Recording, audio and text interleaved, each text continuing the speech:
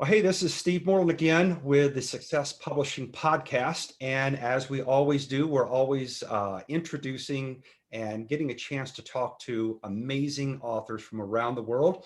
And we have an absolutely incredible guest today. Her name is Tonika Bruce. I'm going to give her a chance to introduce herself and to talk about her book and a little bit about her life. That's absolutely amazing. And I've really had an incredible time getting a chance to know Tonika, and over the time, become friends, and just to see her successes and just ongoing. She's got to be, I would say, one of the hardest working people, and I'm a hard working guy, but I'm constantly seeing all of her ongoing education process. And I think you just told me you got accepted into an MBA program. I'm sitting there going, I got the same 24 hours a day. And if you got more from God, then I want to get in that line because I could use a few more hours. So Tonika, I'm gonna let you introduce yourself and tell us about how you're doing this awesome life. Okay, thank you. I appreciate that introduction. You're very kind, and I think I get a little bit of that energy and spark from you. So you cannot allow me to take all the credit. But my name is Tonika Bruce. A lot of people refer to me as Coach Bruce, and I live in the Tampa Bay area. In fact, I'm in my home office right now in Tampa. I'm a best-selling author and a networker and entrepreneur, really by nature. But my purpose and passion every day, all day, is just simply all things leadership and just helping others. And I know that my goals for anything that I do pretty much center around just years of influencing and motivating and challenging other people to pursue their best and pursue excellence and find their purpose and their passions and whatever it is that they're doing. Right. And that is what makes me who I am. I'm happiest probably when I'm building something. If it's a person or a business, that's Tonika. Absolutely.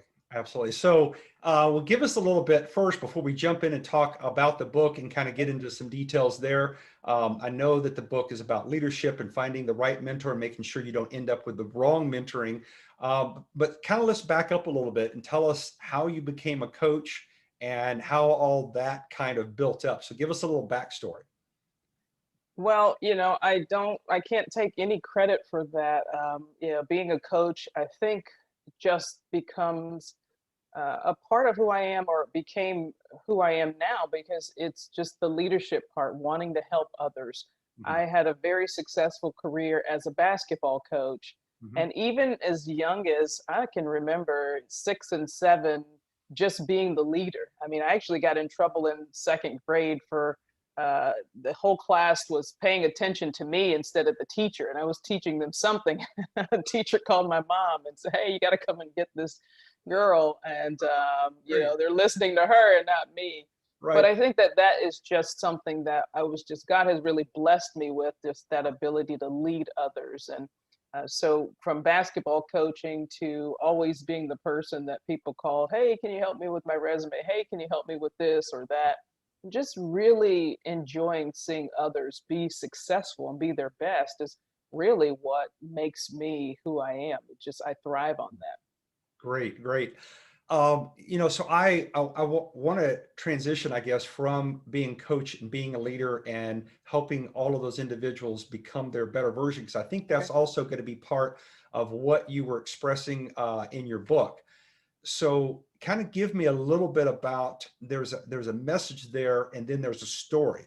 So let's just kind of start off and kind of unbox the message. What is that thing that's your driver that allowed you all the way back to second grade? It sounds like that's kind of your anchor point of you fearlessly standing up or explaining or talking to other people, when I would probably say at least 99% of the rest of the class was freaking out going, I don't ever want to talk in front of anybody. And you were just doing it and you were comfortable. How did you get there?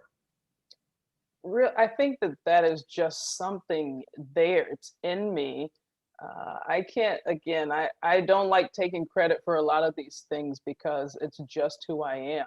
Mhm. And, growing up and knowing my grandfather was the head and first Black maitre d' and cook at a restaurant when there was a time of segregation. And my Sure. grandmother, she was in the network marketing, and she went around the whole community. Even now, that community, oh, you're Shirley's granddaughter, and just those things. And then seeing my mom, which is a nurse also, Mhm. she would do what she needed to do, would work 2 and 3 shifts if she needed to. And then my dad, I mean, even still now, he can pretty much sell me on something that I already have. So Right, I think just that nature of wanting to help people and be around people. And sure. I know it's cliche for people to say, your passion is helping others, but and I think that even being a nurse, I'm a registered nurse, and Sure. that advocacy piece really just came naturally Yeah. because that's what motivates me. It's just also to just there's just this inner drive to just be the very best at Mhm. everything that I do, so that way I can help others do the same thing. Yeah. And I noticed that actually came, there was someone that actually wrote a testimonial in the beginning of your book. And that was one of the things, I think it's, let's see, I think it came from both Molly and Dorian, both. They were talking about that same thing, that you're an incredible leader, but you're a servant first. Mhm. And that combination is unique, and it bubbles, from you. You're like effervescent. It just is something that you have this great smile, and you can tell that you love to help. And in our conversations, we've worked on a lot of different things. And I love the other thing about you is just your sincerity, your authenticity, and your honesty. So you're not afraid to say, I don't know, Mhm. but I'll find out. Right, right. And that's so key. So when you how does being a coach and also being a nurse, where you are, taking care of people and being in situations where you have to, um in my ideas, I go through my mind, if I had to have so much knowledge about anatomy and how to take care of people, what not to give them and how to hurt them, I would freak out because I would be stressed out all the time. So how do you do that? it, there's no science behind it, Steve. The thing is that my passion is truly developing people, and it didn't matter if I was coaching on the basketball court or helping patients in the hospital, or right now with coaching people to be in their entrepreneur journey. It's Sure. no different. I mean, that is just what I just thrive on. And it's Okay. no different than what you do each and every day. I mean, I got to give you kudos as well, because each and every day, I mean, you're supporting, authors through their journey. And that is just, it's amazing because, you're to go and find and maybe even give us resources to better ourselves and to teach us, not just even on the entrepreneur side or the authorship side, but just as people. And it's like, hey, take a listen to this, or let me just Right. show you this process or that, and think about it. How can you become the best person that you can be? I mean, you just there's that's just, it doesn't matter about the money, it doesn't matter about the position, but it's just like that saying, even Zig Ziglar, if you help enough people along the way, you'll automatically get what you want in return. And that is so true, because even if it doesn't come in the form of a tangible thing, you cannot replace that. That is what, again, like you say, that dash in between when you're here and when you leave, that's the ultimate thing. That's what makes me smile and get up every day. I mean, I have to make myself go to sleep. Right, right. I know what you mean. And I think what's happened to me more as I'm getting a little older now. I hate to even admit that, but it feels like when I love doing like what you do. You love being a servant. You love finding those resources. I love using social media, and obviously I get an opportunity to work with such amazing authors from all over the world like yourself. And so yeah, everything I'm looking, or everything I'm finding, I'm searching constantly. It's like in the background of my mind, I'm always sitting here going, how can one of my authors, how can 10 of them, or how can this benefit all of them? How can this next insight help them with that eureka? I love to Mhm, see that, because you mhm. see that little the electrifying, the lightning, the bulb just popped on, and they went. As soon as that happens, you're talking about breakthrough. Mhm. whatever was there that was that glass ceiling, all of a sudden you just crashed it. And that means Right, that that person now is limitless, because right, what was always our boundary. And I've never coached at your level. I've done some other types of fitness coaching, kind of extreme fitness stuff. And to see someone that you've been coaching and watching them struggle and struggle, and usually the limitation is here in their mind. And then all of a sudden to be there with them side by side, and all of a sudden watch the breakthrough happen. right, right, Wow, how rewarding is that, right? right, right.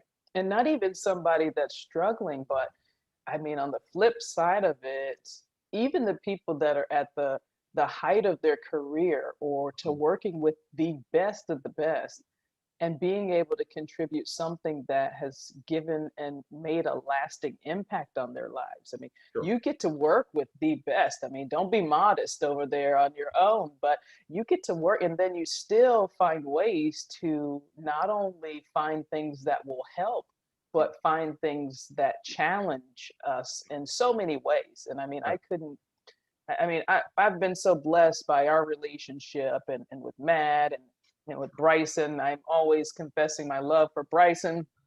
And Great. you guys have become more than a family. And it's been amazing. It's this journey is this journey every day. I think it was Matt when he said, when you're creating your story, think about where you want pauses. And that's so powerful because during those pauses are moments where you can really think back and reflect. I mean, you can look at that so many ways, but when you reflect on the things that really matter, it's the relationships that you build. Right. And Mhm. it's just that's again, without even going into the book. I mean, you develop this sense of family and mentors Mhm. all in one, and that's what I really try to be for others. Absolutely. So when we talk about your story, I was looking back on your press release, and you made it out there on Fox and NBC, CBS, Yeah. a lot of the big news media networks. Your book came out, I want to say, about a year ago. Am I right? Actually, it's been about almost end of May. Okay, all right. Yeah. So I noticed when I was looking back into the press release when you went out that there was something cautionary, that you were talking about: be aware of who your mentors are, who are the individuals that are influencing you, who are you listening to. Mhm. So tell me, unpack that story for us. Where did that come from? Because it sounds like there's a personal story. Right. Well, and I have so many stories. Mhm. The simple thing is this, I had met a gentleman so many years ago, and he says, there's only two things that are important in life, and that's who you're going to marry and where you're going to go to school. Okay. Now, maybe that person was a college coach trying to get me to go to his school, his university. But if you think of that from the perspective of those are, it's the foundation of the people you will meet, Yeah. and then on the flip side, the person that will support you the most regardless, and who you'll be with the rest of your life. And in turn, also evolves into the children that you'll produce, if that's the case. That is ultimately the foundation and the rest of your life, and what you do with it, it'll had to do with legacy. Yeah. So when you are, and my original chapter, I don't know if you remember, was going to be choose your parents carefully. And from this deal, actually going to come out with that book next year, choose your parents carefully. So I appreciate that from this platform. But um, if you think about it from this perspective, whether you're fortunate enough to have parents or not, or friends or not, the Right. people that you choose to influence you on the things that you do. I mean, think about if you're in a bad relationship, they may influence or cause you to regress on the goals that you want to pursue. Sure. Or same thing, the people that are constantly feeding information into your mind, Mhm. as simple as listening to people encouraging you, motivating you. And sometimes it just takes someone just like you to believe in you, or somebody that you see each and every day. So you have to be careful of who you're allowing to guide your thoughts and to see, because you run into so many people every day. You don't know what's designed for you that's maybe negative, and you need people that can cheer you on, that can share with you the obstacles and the stumbling blocks that they might have gone through. Sure. And Yeah. also to just say, you know what, keep going. It's rough, but keep going, just hang in there. And when you do that, man, you find someone that can really in this journey. And then Sure. ultimately, that's what makes me so, so grateful for this opportunity and becoming a best-selling author. It's Yeah. opened up doors, and not just that, but it's because it fed so much into me. It Yeah. it brought so much into my mind in terms of a world of possibilities. And had that not been the case, maybe had I gone through another publishing company, I definitely wouldn't be here today, Sure. and I wouldn't be here and using the platforms. So you do have to be careful of the people. You have to be very strategic, because just like I spoke about a patient that talked about and just said, called me Dr. Bruce. And I'm like, what is this lady talking about? And she was seeing, she's a visionary, and basically saying that. And what do you know, I'm in school for my doctoral degree right now at this moment. I thought that lady was nuts. Right. And same thing for Dr. Holly Madison, one of my mentors through school now. I'm like, hey, I already did a master's degree, I'm not doing a doctoral. And Right. she made a penny bet, and she knew that because I'm super competitive, I didn't care if it was a penny, that might have been like $1 million. Right. I just needed to prove her wrong. And and so Yep. what do you know? I'm taking that challenge. I am going to whoop her butt and get my penny once I'm done with the Right. program. Yeah. I love it because it's all about the principle. It's not about necessarily what was the dollar or the Right. the monetary. It's just the principle. So, It's just the principle. It really is. But it's, and one of my favorite quotes I look at is Bo Sanchez, and it's so simple. It's like, getting a mentor is a shortcut to success. mm, And and really, enough said. yeah, It just you cannot get anywhere in this journey of anything by yourself. yeah, You need a mentor, and that's why it felt very important to sure. share that. Yeah. Well, I loved, like I said, getting a chance to your perspective. You're very articulate. The way you think and the way you understand.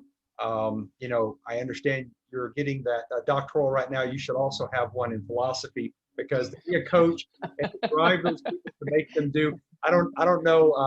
I hated my coach and loved him at the same time. I hated my coach starting on Monday morning, or it was Monday afternoon when we hit the court, did all the ball drills, and obviously suicides was the last part of the game. I would rather do laps for hours than to run Really. suicides. Oh, I hated suicides. I hated them. Different people call them different names, but you know what I'm talking about, to the hash mark, half court, other hash Yep, mark. yep. Ah, Suicides, yeah, yeah. suicides. Yeah, we used to do those forever. And yet, when we got to the Friday night game, we got to whatever the big game was, we were meeting our challenger that was our nemesis, Mm-hmm. and being able to see a full court press, seeing us cut the lines and intercept and work the ball correctly.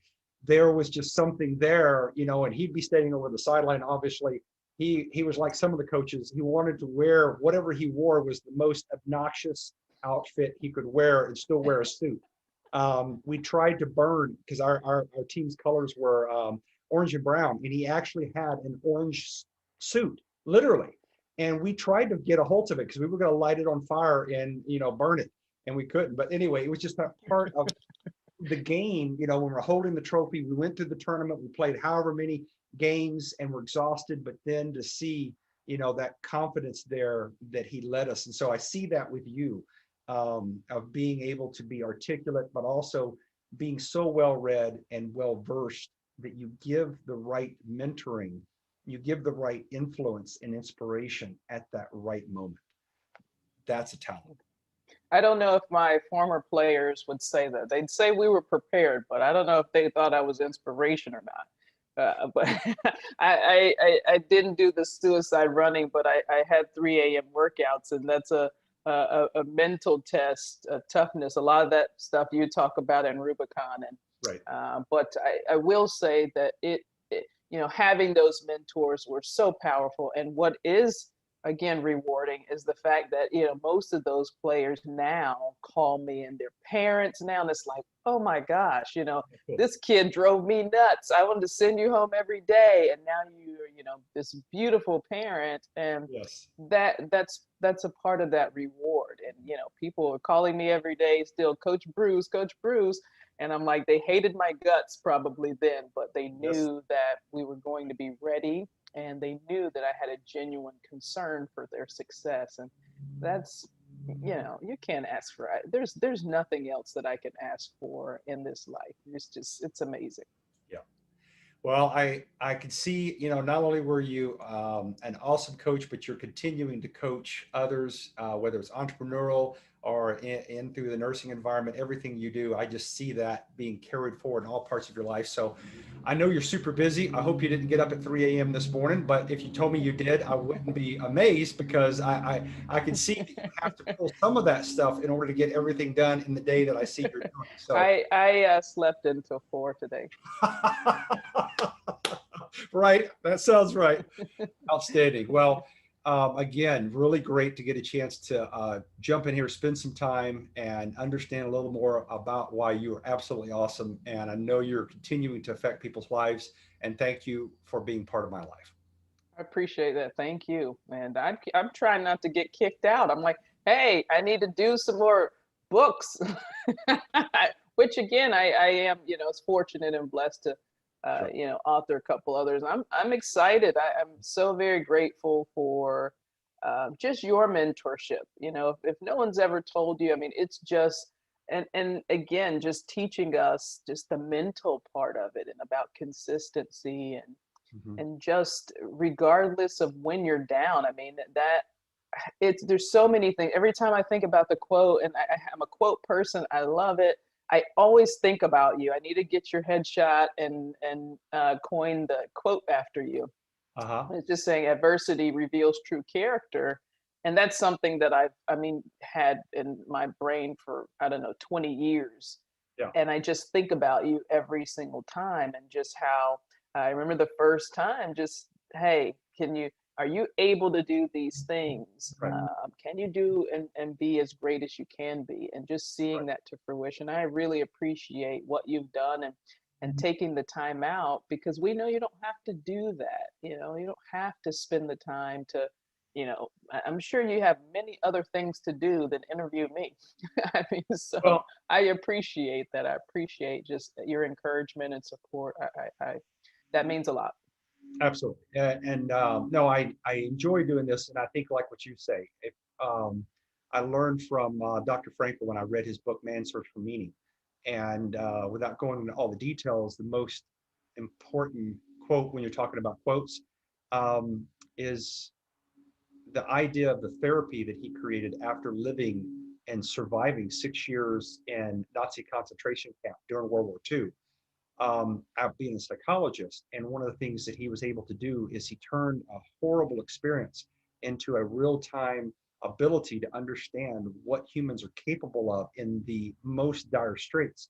And he named his system logotherapy, logo after the Greek logos.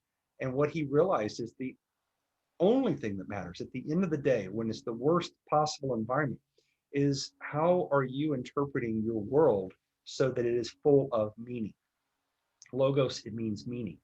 And so, like what you're talking about, everything that you do, the reason why you took, the penny bet is those are meaningful activities. Those are actions that are going to stress you.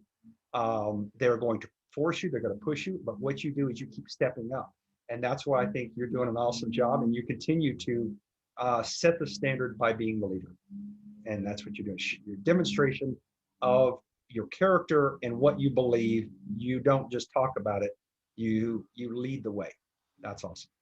Yeah. Well, thank you. I appreciate that. Enjoyed having time with you again, and look forward to catching up with you again down the road and seeing all the other things, including you holding that the doctoral certificate that you've defended your thesis. That's going to happen sooner rather than later, I know. Yeah, it definitely is. Well, good deal. Thank you so much, and much success for you and to our family. So thanks for having me. You bet.